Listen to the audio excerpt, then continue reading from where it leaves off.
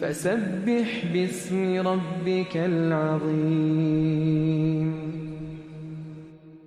أعوذ بالله من الشيطان الرجيم. بسم الله الرحمن الرحيم.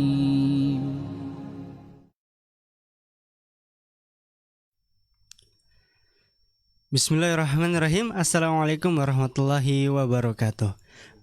Alhamdulillah wassalatu wassalamu ala rasulullah wa ala alihi wa sahbihi ajmain, amma ba'du.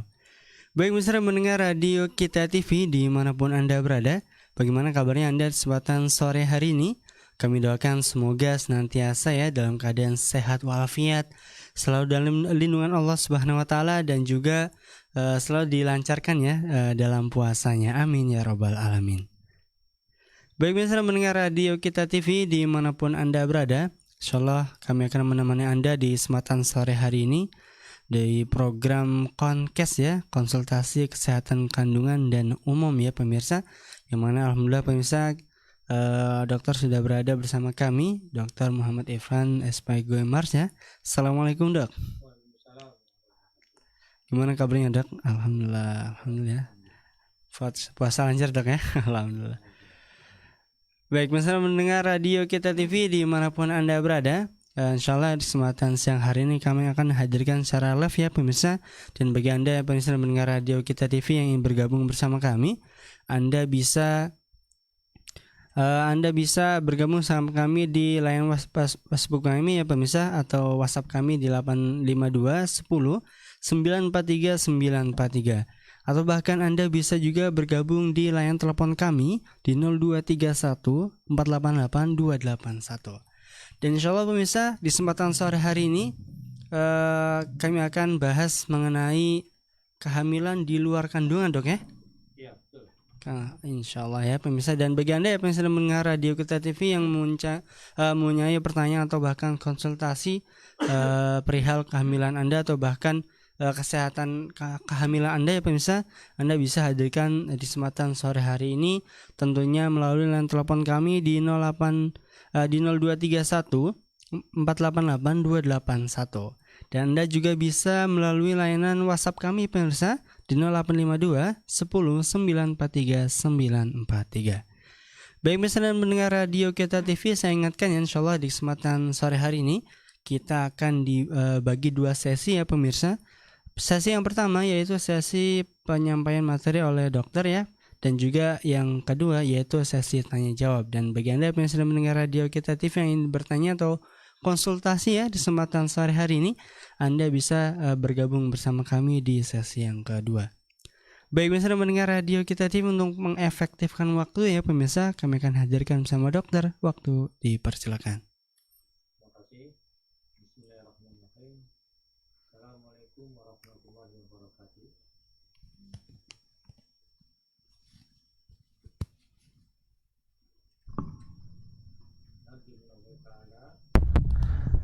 An yufiqana ila yuhim wa mardo wa nasallu subhanahu wa ta'ala ilman nafi'an wa amalan solehan wa na'udzubi min ilmi yanfa'. Asyhadu an la ilaha illallah wahdahu la syarikalah wa asyhadu anna Muhammadan abduhu wa rasuluh alladzi la nabiyya ba'da. Wassalatu wassalamu ala Rasulillah wa ala alihi washabihi ajmain wa man tabi'ahum bi ihsan ila yaumiddin. Alhamdulillah para pemirsa dan pendengar radio Kita TV yang dirahmati Allah. Pada sore hari ini di bulan Ramadan ini, alhamdulillah kita bisa bertemu kembali pada acara konsultasi kesehatan kandungan dan umum ya. Saat ini kita akan membicarakan masalah kehamilan di luar kandungan ya. Kasus ini cukup banyak para pendengar yang saya hormati ya, kira-kira 1,3 ya sampai 2% dari 10.000 kejadian kehamilan ektopik itu ya.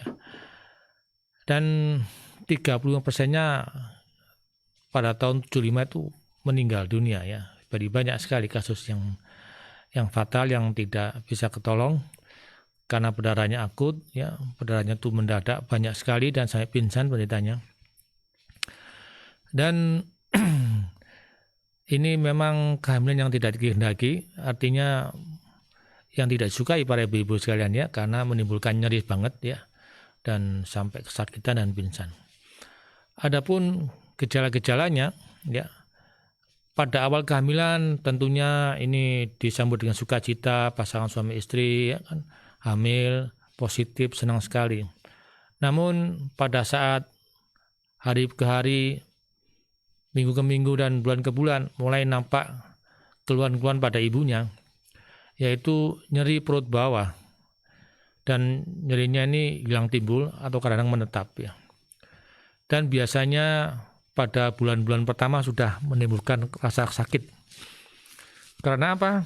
Kehamilan di luar kandungan ini memang implantasinya atau nempelnya ataupun ya itu janinnya tidak pada tempatnya, tidak pada dinding rahim, tetapi di luar rahim. Biasanya di saluran, bisa di saluran telur ya atau tuba, atau pas di sambungan di kornunya itu juga pernah sering terjadi, atau di fimbrinya yang seperti tangan itu, adapun di ovarium ya, ataupun malah di dalam perut nempel ke lemak usus di situ ya, jadi terjadi kehamilan di luar kandungan. Dan gejalanya khas ya, nyeri banget, mendadak, nyeri sekali ya, sampai pingsan kadang-kadang, sadar kembali pingsan. Nah ini harus waspada, apalagi disertai dengan tampak mukanya yang pucat, keringat dingin ya. Kalau udah parah perutnya makin besar, kembung, makin besar perutnya ya. Nah ini disentuh aja perutnya kesakitan. Ini menunjukkan suatu gejala kehamilan ya di luar kandungan. Tentunya gejalanya adalah dia merasa hamil, diperiksa tes PEG atau tes kehamilan positif 2 gitu garisnya ya. Ada gejala mual, muntah ataupun tidak ada, tetapi yang dominan nyeri perutnya yang paling bawah. Ya, dan ini jangan diurut ya, jangan ditekan-tekan begitu, kalau sudah sakit ini nanti malah pecah begitu. Dan kalau belum pecah biasanya pasien masih bisa berjalan ya, kemudian bisa jalan-jalan dan yang mual muntah. Pada pemeriksaan USG akan tampak bahwa dinding rahimnya masih bersih, tidak ada kantong kehamilan, tetapi kantong kehamilannya ada di luar kandungan ya, di saluran telurnya, di tuba. Nah ini harus hati-hati, ataupun di kornu, di ujung gitu ya, yang kira-kira itu bikin sakit banget. Dan kalau pada saat kehamilan sebulan atau 6 minggu ini sudah terdeteksi, nah insya Allah itu malah lebih aman ya, lebih bisa ditangani dan bisa dilakukan laparoskopi operatif dan bisa menyelamatkan saluran tuba tersebut, sehingga next ya berikutnya akan bisa hamil lagi insya Allah. Tetapi kalau biasanya yang kejadiannya itu yang saya alami, yang saya lihat di lapangan ya, itu kenyataannya pasien tidak bisa menerima kenyataan bahwa dia hamil di luar kandungan. Itu memang berat ya, menerima qadar seperti itu, karena kadang-kadang kehamilannya sangat diharapkan sekali. Misalkan sudah 6 tahun ya nggak hamil-hamil, ternyata hamil di luar kandungan. Dan diberitahu ini diambil di luar kandungan, harus segera dilakukan tindakan operasi, tetapi biasanya pasien menolak ya, dan ketakutan, deman-eman kan, akhirnya kesana kemari, ke dokter satunya lagi, studi banding lagi kesana kemari, sedangkan kehamilannya makin besar, maka saluran telurnya semakin tipis, maka akan terjadi ruptur atau pecah. Nah kalau udah pecah seperti ini akan prognosanya akan menjadi jelek untuk saluran tubanya. Jadi seharusnya pada saat awal-awal sudah terdeteksi adanya kehamilan di luar kandungan, maka harus segera lakukan tindakan agar saluran tubanya segera bisa berfungsi kembali apabila dilakukan tindakan laparoskopi tubotomi misalkan. Ya, tinggal diambil sedot aja itunya kehamilannya, kemudian salurannya insya Allah bisa kembali normal, sehingga next bisa hamil lagi normal begitu. Tapi hampir 80% pasien datang sudah dalam keadaan perdarahan di dalam kandungan ya, di luar kandungan tetapi berdarah sehingga dia pingsan, terus perutnya kembung membesar terus karena ada isinya cairan darah di situ. Nah baru ke UGD dan singkat tindakan ternyata memang harus tindakan operasi tetapi sudah rusak salurannya ya karena pecah dan bentuk sudah nggak teratur sehingga sulit untuk dipulihkan kembali. Gejala-gejala yang nyata adalah pertama tadi sudah ketahuan hamil 6 bulan, hamil telat bulan ya, kemudian positif tesnya, perutnya sakit banget, terus kemudian pingsan ya, kadang berdarah kadang enggak, tidak ada gejala-gejala berdarahan kadang-kadang ya. Jadi ada flek-flek aja, tetapi biasanya nyeri perut yang dominan yang menimbulkan dia harus berobat ke dokter ataupun ke UGD. Dan pasiennya pingsan biasanya, tensinya ngedrop ya seperti itu. Dan perlu tindakan khusus. Jadi itu gejala-gejala pada hamil luar kandungan. Jadi ingat ya, semakin awal diketahui, semakin awal dilakukan tindakan ya, untuk mengamankan ya dengan laparoskopi operatif hanya di sedikit insisinya, tidak perlu di kayak sesar begitu, tapi bisa mengamankan dan konservasi daripada saluran reproduksinya gitu.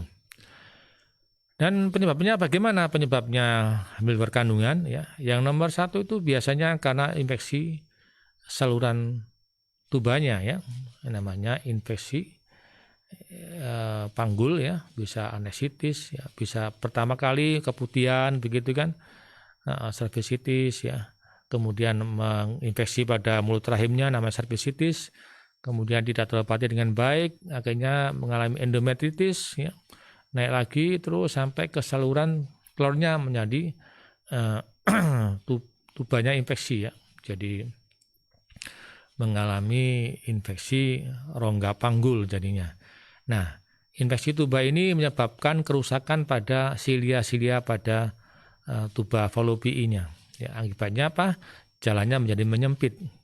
Karena jalannya menyempit, maka spermatozoa bisa lewat, tetapi ovumnya, telurnya tidak bisa lewat karena memang lebih besar, sehingga tersangkut di situ, maka terjadi pembuahan, akhirnya terjadi kehamilan luar kandungan. Karena pada hari kelima setelah terjadi zigot, ya, pertemuan antara sperma dan ovum, terjadi zigot, maka harus segera dia pada hari kelima sudah sampai ke dalam dinding rahim. Ya. Karena jalannya menyempit, maka dia terhambat di situ, maka stuck di situ, membesar di situ, ya, akhirnya dindingnya tidak mampu menampung perkembangan janin yang pesat, akhirnya pecahlah perdarahan dari seperti itu.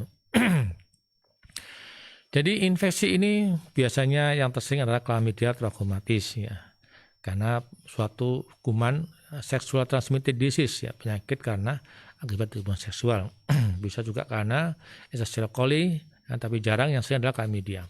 Dengan gambar yang khas, Witkowski syndrome, ya, maka infeksinya ini berat, bisa pelengketan-pelengketan berat sekali sampai nampak pada dinding livernya juga menampakkan gambaran Witkowski syndrome, ya, Witkowski syndrome, ya, gambaran seperti itu.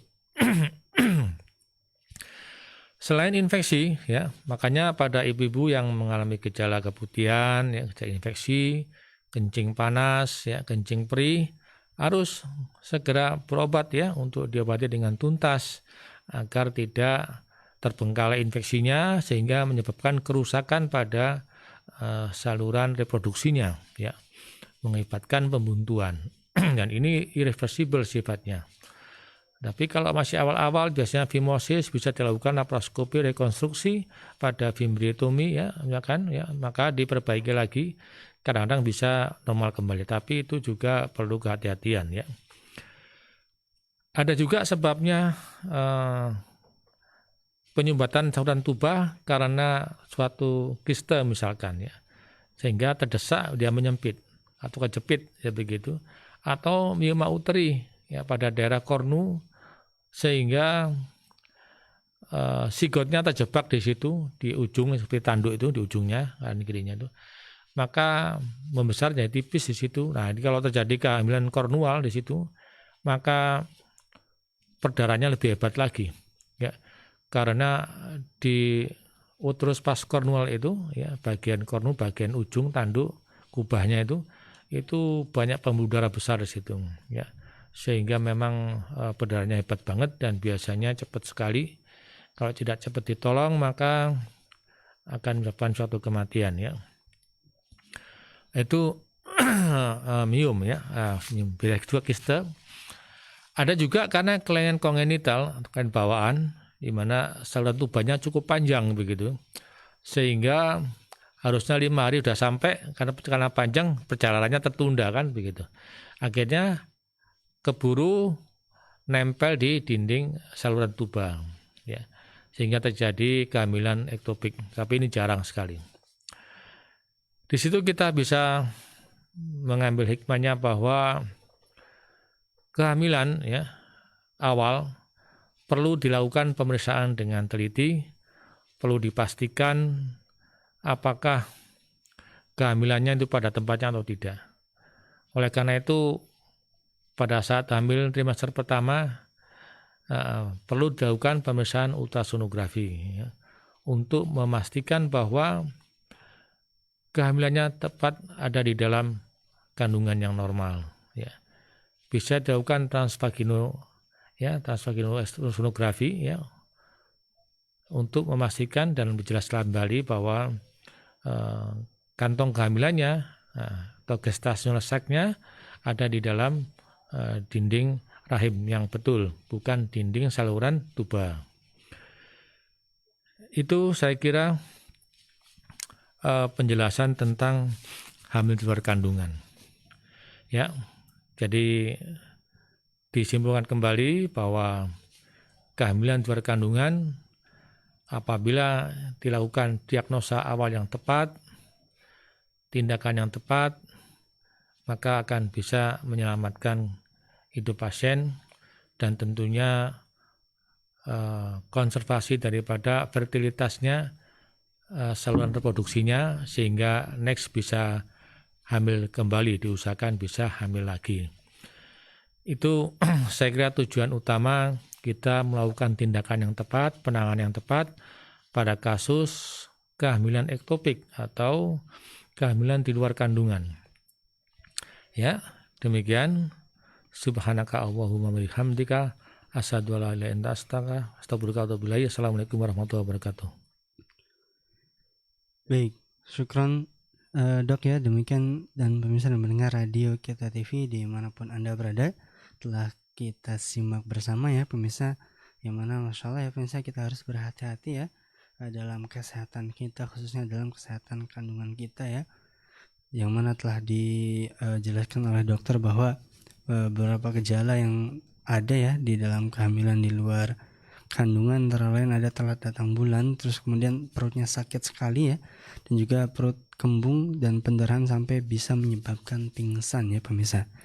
Dan bagi pemirsa yang mendengar Radio Kita TV dimanapun Anda berada yang mungkin mengalami hal demikian, ya, harus segera untuk berkonsultasi kepada dokter terdekat, ya pemirsa, atau bahkan dokter yang sudah biasa menangani kehamilan atau kesehatan Anda.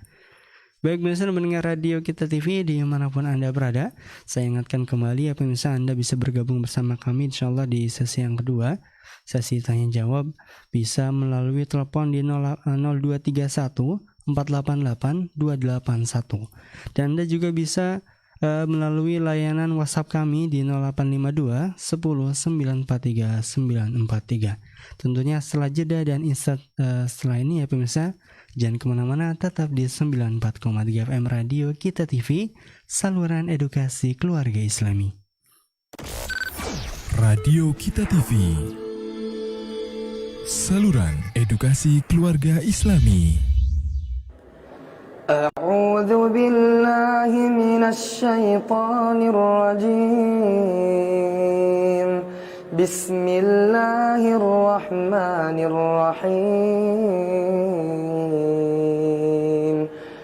إذا زلزلت الأرض زلزالها وأخرجت الأرض أثقالها وقال الإنسان ما لها يومئذ تحدث أخبارها بأن ربك أوحى لها يومئذ يصدر الناس أشتاتا ليروا أعمالهم فمن يعمل مثقال ذرة خيرا يره ومن يعمل مثقال ذرة شرا يره. أعوذ بالله من الشيطان الرجيم. بسم الله الرحمن الرحيم. سبح اسم ربك الأعلى الذي خلق فسوى والذي قدر فهدى والذي أخرج المرعى فجعله غثاء أحوى سنقرئك فلا تنسى إلا ما شاء الله إنه يعلم الجهر وما يخفى ونيسرك لليسرى فذكر إن نفعت الذكرى سيذكر من يخشى ويتجنبها الأشقى الذي يصلى النار الكبرى ثم لا يموت فيها ولا يحيا قد أفلح من تزكى وذكر اسم ربه فصلى بل تؤثرون الحياة الدنيا والآخرة خير وأبقى إن هذا لفي الصحف الأولى صحف إبراهيم وموسى. أعوذ بالله من الشيطان الرجيم. بسم الله الرحمن الرحيم. والضحى والليل إذا سجى ما ودعك ربك وما قلى وللآخرة خير لك من الأولى فلسوف يعطيك ربك فترضى ألم يجدك يتيما فآوى ووجدك ضالا فهدى ووجدك عائلا فأغنى فأما اليتيم فلا تقهر وأما السائل فلا تنهر وأما بنعمة ربك فحدث. أعوذ بالله من الشيطان الرجيم. بسم الله الرحمن الرحيم. حميم تنزيل من الرحمن الرحيم. كتاب فصلت آياته قرآنا عربيا لقوم يعلمون بشيرا ونذيرا فأعرض أكثرهم فهم لا يسمعون وقالوا قلوبنا في أكنة مما تدعونا إليه وفي آذاننا وقر ومن بيننا وبينك حجاب فاعمل إننا عاملون قل إنما أنا بشر مثلكم يوحى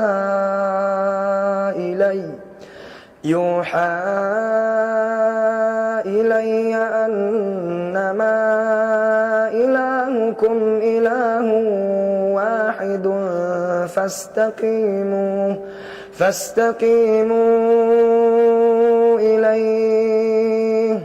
فاستقيموا إليه واستغفروه وويل للمشركين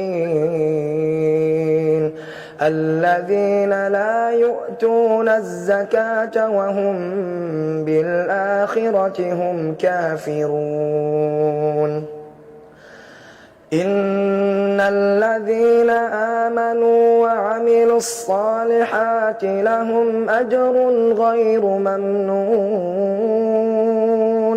قل أئنكم لتكفرون بالذي خلق الأرض في يومين وتجعلون له أندادا ذلك رب العالمين وجعل فيها رواسي من فوقها وبارك فيها وقدر فيها أقواتها في أربعة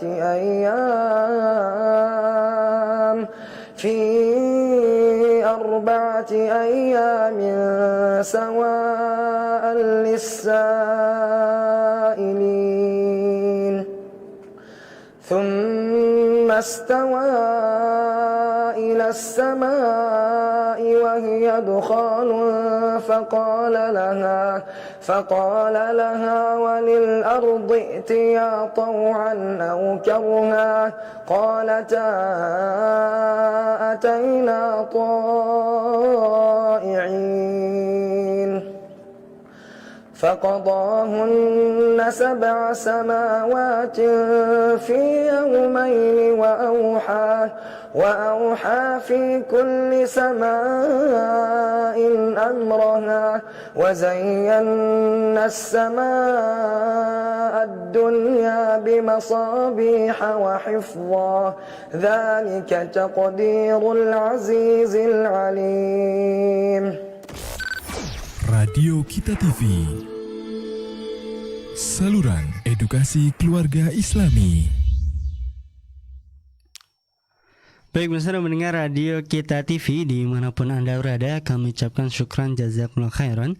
Terima kasih banyak atas kebersamaan Anda dan kesetiaan Anda ya di frekuensi kami 94,3 FM Radio Kita TV, saluran edukasi keluarga Islami.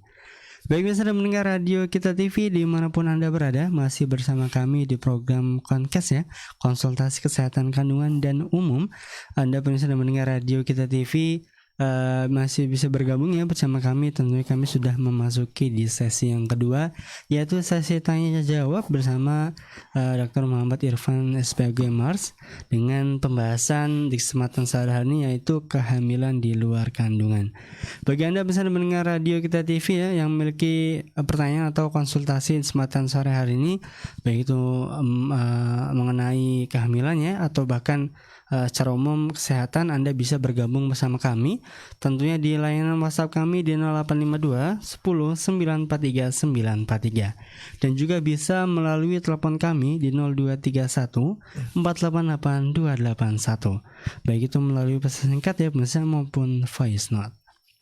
Baik, biasa mendengar Radio Kita TV, kami akan hadirkan ya pertanyaan sudah masuk kesempatan siang hari ini kesempatan sore hari ini di layanan WhatsApp kami ya pemirsa. Datangnya dari Heri di Cirebon ya. Assalamualaikum dok. Waalaikumsalam warahmatullahi wabarakatuh. Kenapa orang dahulu anaknya banyak-banyak dan lahir normal serta sehat, tapi perempuan sekarang umur 40 tahun resiko kematian kehamilan begitu menakutkan? Apakah benar atau apa penyebabnya? Terima kasih dok. Iya.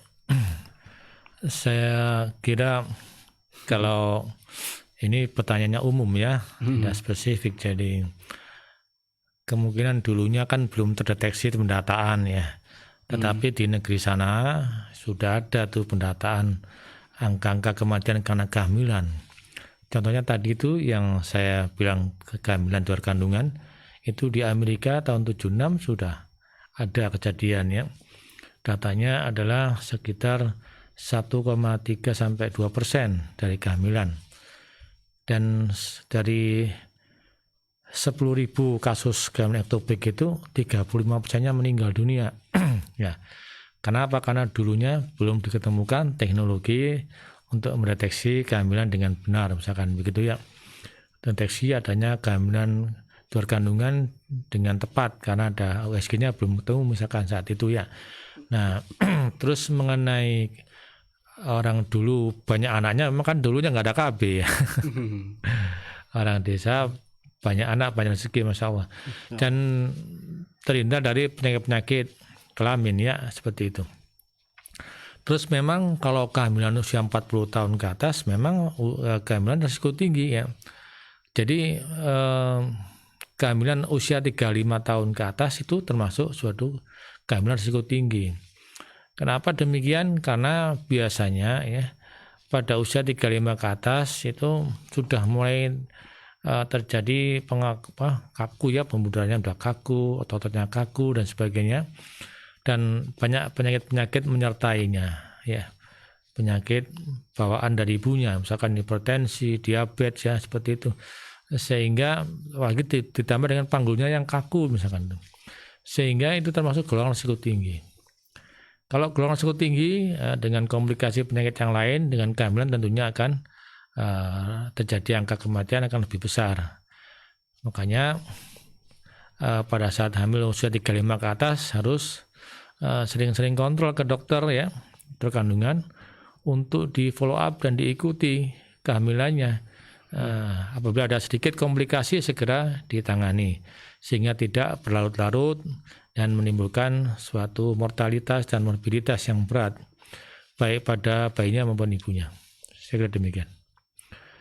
Baik, demikian ya pemirsa sudah mendengar radio kita TV dimanapun Anda berada, dan Masya Allah ya pemirsa, kita harus senantiasa berhati-hati ya dalam kesehatan kita. Apabila kita sudah tidak nyaman ya pemirsa dari kebiasaan kita sebelumnya, hendaknya segera untuk berkonsultasi pada dokter ya, baik itu yang terdekat maupun yang lebih kita percaya pemirsa. Baik pemirsa mendengar radio kita TV dimanapun Anda berada, kami ingatkan ya bagi Anda pemirsa mendengar radio kita TV yang ingin bergabung bersama kami di kesempatan sore hari ini, Anda bisa melalui layanan telepon kami di 0852 di 0231 mohon maaf di 0231 488 281, dan Anda juga bisa melalui layanan WhatsApp kami di 0852 10 943 943. Baik, kami akan hadirkan ya pertanyaan sudah masuk kesempatan sore hari ini melalui layanan WhatsApp kami. Datangnya dari Widi di Cirebon. Dok, ibu saya baru operasi karena hamil di luar kandungan. Dari pihak RS memberitahu bahwa saat operasi ada gumpalan darah atau daging. Belum diperiksa, apakah itu berbahaya? Jadi kemungkinan gumpalan darah atau daging itu adalah janinnya ya. Jadi yang diambil ataupun saluran tubuhnya yang diambil. Untuk dipisahkan jenisnya apa, apakah memang isinya bayi atau bukan, atau janin atau bukan. Nah, biasanya kalau memang hamil luar kandungan ya isinya janin dan sisa plasenta. Saya kira itu tidak berbahaya. Gumpalan itu tidak berbahaya, jadi bukan suatu keganasan misalkan gitu ya. Jadi dilakukan pemeriksaan laboratorium itu untuk memastikan bahwa memang itu hamil luar kandungan secara faktual ya, dan bukan dari penyakitnya yang lain, demikian. Saya kira bukan sesuatu yang menakutkan, tetapi dampaknya hanya pada jaringan yang terkait tersebut ya, kerusakan pada jaringannya, bukan keganasan atau apa gitu. Ya. Masya Allah, demikian ya pemirsa mendengar radio kita dimanapun Anda berada, dan ternyata istilahnya ya bisa dipastikan mungkin bukan suatu bahaya ya dok ya, teman perlu untuk diperiksa dan diketahui ya, barangkali takutnya kita salah melakukan suatu tindakan ya, yang mana itu adalah salah satu tindakan yang tidak dianjurkan oleh dokter misalkan, dan kita tetap harus berhati-hati dalam kesehatan kita. Baik, pertanyaan selanjutnya dok, datangnya dari Di sini menyebutkan hamba Allah di Cirut ya, Cirebon Utara ya. Iya. Dok, izin bertanya, apakah kehamilan di luar kandungan dapat berulang? Dan adakah cara efektif untuk mencegah kehamilan tersebut, Dok?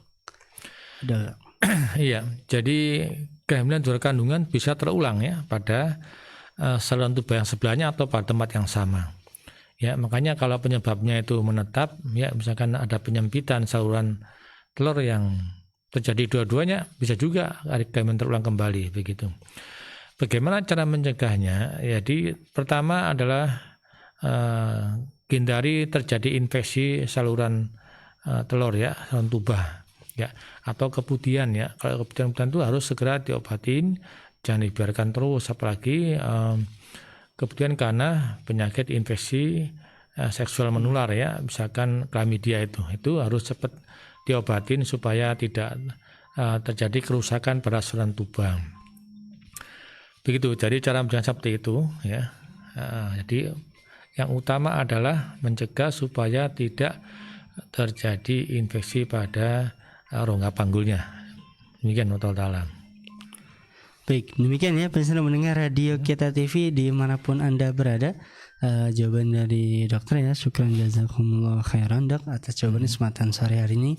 Dan bagi Anda pemirsa yang mendengar radio Kita TV dimanapun Anda berada yang bertanya di kesempatan sore hari ini, Anda bisa bergabung bersama kami di telepon kami di 0231 488 281. Dan Anda juga bisa melalui layanan Facebook kami ya pemirsa. Insyaallah kami juga di kesempatan sore hari ini live di Facebook ya. Bagi Anda yang bertanya di Facebook, maka bisa berkomentar di sana. Dan bisa melalui layanan WhatsApp kami pemirsa di 0231 488 281. Baik, misalnya mendengar radio Kita TV dimanapun Anda berada, kami akan hadirkan ya pertanyaan selanjutnya yang sudah masuk kesempatan sore hari ini. Datangnya dari Sepriani di Kesambi, Dok. Ya. Assalamualaikum, sore dokter. Waalaikumsalam warahmatullahi wabarakatuh. Saya ingin bertanya, Ya. bolehkah ibu hamil 6 bulan berpuasa dan tarawih? Apa tips sehat agar ibadah di bulan Ramadan tetap lancar dan tidak mengganggu kandungan? Terima kasih, Dok. Ya, Masya Allah, bagus pertanyaannya Ibu dari Kesambi, bahwa kehamilan 6 bulan boleh saja puasa, ya boleh tarawih ya. Yang penting adalah asupan gizinya harus cukup ya, mencukupi. Bagaimana kiat-kiatnya? Ya, yang pertama tentunya pada saat berbuka puasa ya, kita harus makan secukupnya, jangan kalau kekenyangan. Tetapi kemudian yang penting ya, energi kalorinya tercukupin. Kemudian pada saat setelah tarawih kita bisa makan lagi ya, begitu ya, makan yang mengandung tentunya 3 komponen protein, kalori ya yang dan mineral yang cukup untuk kehamilannya ya dan janinnya, dan juga meminum vitamin-vitamin yang diberikan oleh dokter kandungan ya untuk mensuplai mineral-mineral pada pertumbuhan janinnya. Dan pada saat sahur ya, sahur itu ya diakhirkan ya, jangan sampai jam 12 sudah sahur ya. Nanti kelaparan, diakhirkan misalkan jam 4 sebelum menjelang adzan misalkan kita bersahur ya. Kemudian supaya tidak timbul haus, maka dianjurkan untuk minum air putih yang banyak ya. Minum air putih supaya tenggorokannya tidak kering ya, begitu. Jadi ini intinya kan hanya memindahkan waktu jam makan kita ya. Biasanya kalau pagi makan dimajukan lagi jam 4:30 gitu kan, sahur sarapan paginya. Kemudian untuk makan siangnya diundur sampai maghrib. Nah, tapi makan sore malamnya diundur sampai isya, kita makan lagi. Jadi cukup 3 kali sama itu ya porsinya. Dan jangan lupa tetap meminum vitamin-vitamin yang dibutuhkan untuk vitamin ibu hamil dan menyusui. Saya kira itu kiat-kiatnya ya, tetap makan buah-buahan secukupnya, jangan terlalu merangsang perutnya sehingga tidak sakit. Dan ibu hamil itu tentunya tidak bisa makan kenyang-kenyang banget ya, akan sakit untuk bisa tarawih kan begitu, karena sujud rukuk ya. Maka makan secukupnya dulu, kemudian bertarawih, setelah itu baru makan lagi yang 3. Demikian, Allah Ta'ala alam. Baik, Masya Allah ya pemirsa, dan syukur dok di kesempatan sore hari ini dari jawabannya yang Masya Allah ya pemirsa, dan mendengar radio kita TV dimanapun Anda berada. Tentunya ya pemirsa, kita harus senantiasa menjaga kesehatan kita, apalagi ibu hamil ya pemirsa, yang Masya Allah ya ingin melaksanakan puasa dan tarawihnya yang Masya Allah. Kita juga ibu juga harus senantiasa menjaga pola makan ya dok ya, yang mungkin di hari biasa kita makan 3 kali di jam 7 setelah duhur mungkin siangnya ya dok ya, mungkin dibalik ya bisa insyaallah, misalkan pagi dimajukan di jam 4:30 atau bahkan nanti habis tarawih juga bisa makan lagi dok ya. Iya betul. Dan juga buka, dan tentunya menggunakan atau pola makan yang sehat-sehat ya dok ya, baik itu buah atau bahkan, dan jangan sampai kekenyangan juga dok ya. Iya, mungkin balas dendam gitu kan, biar saya sama anaknya nggak kelaparan gitu. Dan jangan seperti itu. Tentu makan dan minum secukupnya ya. Baik, bisa mendengar radio kita TV dimanapun Anda berada, kami akan hadirkan pertanyaan selanjutnya ini, Masya Allah, kesempatan sore hari ini. Datangnya dari Asep di Majalengka, Masya Allah, laki-laki ya. Silakan. Dokter, saya laki-laki, usia saya di atas 30. Ya. Kalau misal lagi stres, masih suka keluar jerawat nih dok. Masya Allah. Kenapa begitu ya dok? Saya pikir jerawat itu kalau masih remaja saja. Iya. Masya Allah. Jadi Mang Asep, Kang Asep ya. Kang Asep. Usia 30 tahun masih remaja rupanya. Ya, jadi gini ya, jerawat itu bisa dipengaruhi oleh faktor kulit ya, yang tipe kulitnya berminyak. Ya, maka kalau seseorang tidak bisa menjaga kebersihan kulitnya, mukanya, maka kotoran tersebut akan menyumbat pori-pori kelenjar lemaknya pada rambut ya, di mana folikel rambut pada muka kita itu ada yang mengandung sebasium atau kelenjar lemak ya. Kalau itu tersumbat oleh debu, oleh kotoran, dan kemudian terinfeksi oleh kuman ya, kuman bakteri, golongan kokus ya, itu akan menyebabkan suatu jerawat. Jadi begitu. Ya, kalau jerawat sembuh jadi komedo, jadi bisa popeng-popeng gitu ya. Jadi rusak ya. Makanya intinya itu kalau tipe kulit berminyak, maka harus sering membersihkan mukanya ya. Bisa pakai sabun khusus untuk muka ya, begitu. Jangan sabun biasa, tapi sabun khusus untuk muka, sehingga bersifat lembut dan tidak mengeringkan begitu. Tetapi memang masih bisa mengamankan tipe muka yang berminyak seperti itu. Saya kira seperti itu. Dan stres menyebabkan makin banyak ya, jelas ya, faktor hormonal dengan stres tersebut akan meningkatkan ekskresi daripada kelenjar-kelenjar minyaknya. Demikian Allah Ta'ala. Baik, insyaallah ya. Demikian bisa mendengar radio kita TV dimanapun Anda berada, dan khususnya tadi yang sudah bertanya Kang Asep ya. Masya Allah, di usia 30 masih tumbuh jerawat nih ya. Masya Allah. Dan mungkin agak menyambung dok dari pertanyaan Kang Asep ya, bahwa kata dokter tadi kan minyak yang berminyak ya, istilahnya potensi untuk tumbuh jerawat nih. Iya, betul. Ada nggak sih aturan, dan kita kan dianjurkan untuk sering istilahnya membersihkan muka ya. Nah, untuk ada nggak sih anjuran atau bahkan tips-tips ya atau kiat-kiat untuk mencuci muka tuh, misalkan sehari batasnya berapa kali sih? Atau bahkan harus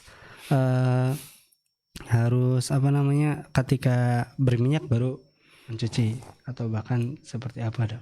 Iya, jadi ya minimal kalau karena kita muslim ya sholat 5 waktu 5 kali cuci muka yang butuh ya. Nah, lebih dari itu baik begitu. Dan memang indikasinya kalau kita habis naik motor ya, ke udara yang luar gitu kan, nah itu cuci muka dengan memakai sabun pencuci muka seperti itu. Jadi selain pakai wudu juga mencuci muka, naik motor, naik mobil ataupun di luaran begitu. Atau muka kita kelihatan keleng-keleng apa tuh ya, berminyak gitu ya, cepat segera dicuci ya. Saya kira itu tergantung tipe kulit mukanya. Kalau misalkan cepat berminyak ya cepat dicuci lagi dan dibersihkan dari kotoran-kotoran tersebut ya.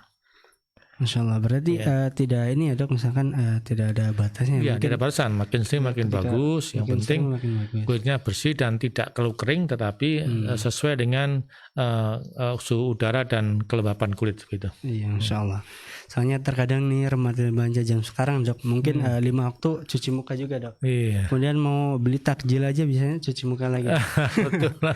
Mau ke masjid cuci muka lagi. Itu Mau terawih cuci muka lagi. Jadi selalu menjaga wudhu ya. Iya. Masya Allah. Iya. Ya, bahkan mungkin cuci mukanya pakai sabun dok. Iya. Sabun ini tidak mengapa dok ya. Tapi jangan sabun mandi ya, kayak sabun muka ya. Muka ya. Nah, sekarang kan ada tuh banyak ya diproduksi buat muka ya. Masya Allah. Iya. Baik, demikian ya bisa mendengar radio kita TV dimanapun Anda berada. Di kesempatan sore hari Anda masih bisa bergabung bersama kami. Insya Allah akan menemani Anda sampai di 15.00 waktu Indonesia Barat, yang bisa Anda masih bisa bergabung bersama kami di layanan telepon kami di 0231 488 281. Dan Anda juga bisa bergabung bersama kami di layanan WhatsApp kami ya pemirsa di 0852 10 943 943, baik melalui voice note ya pemirsa maupun melalui pesan singkat. Baik, kami akan hadirkan ya pertanyaan selanjutnya pemirsa di kesempatan sore hari ini. Datangnya dari tidak menyebutkan nama di sini. Assalamualaikum dok. Waalaikumsalam warahmatullahi wabarakatuh. Apakah ada batasan usia untuk perempuan untuk bisa hamil? Syukron. Iya, jadi kalau batasan hamil ya kalau belum punya anak ya kapan aja ya. Diusahakan sampai punya anak. Tapi biasanya kemampuan wanita untuk bertelur tuh ya, ada telur yang matang yang bagus tuh 40 tahun biasanya sudah mulai menurun. Dan itu tergantung daripada cadangan folikel, cadangan ovarium di dalam indung telurnya. Ya, itu akan ditambahkan pada kelihatan ya pada pemeriksaan hormonnya ya, dilihat hormon menopausnya, AML-nya ya, jadi antrum folikelnya ada enggak gitu. Antrum folikelnya di USG kelihatan lebih dari 5, insya Allah itu subur. Jadi biasanya pada saat usia 40 tahun sudah suburnya menurun. Tetapi kalau ingin hamil ya boleh, tapi dengan pengawasan yang ketat. Karena apa? Dia termasuk dalam risiko tinggi. Saya kira begitu. Insya Allah ya pemirsa dan mendengar radio kita di TV dimanapun Anda berada. Dan demikian ya jawaban dokter yang Masya Allah banyak sekali ya berapa yang sudah kita petik di kesempatan sore hari ini. Baik, kami akan hadirkan ya pertanyaan selanjutnya. Datangnya dari Dewi di Duku Semar dok. Iya. Dok, izin bertanya, saya hamil 27 minggu. HB saya rendah yaitu 9,8. Saya diberi vitamin penambah darah plus vitamin C plus kalsium.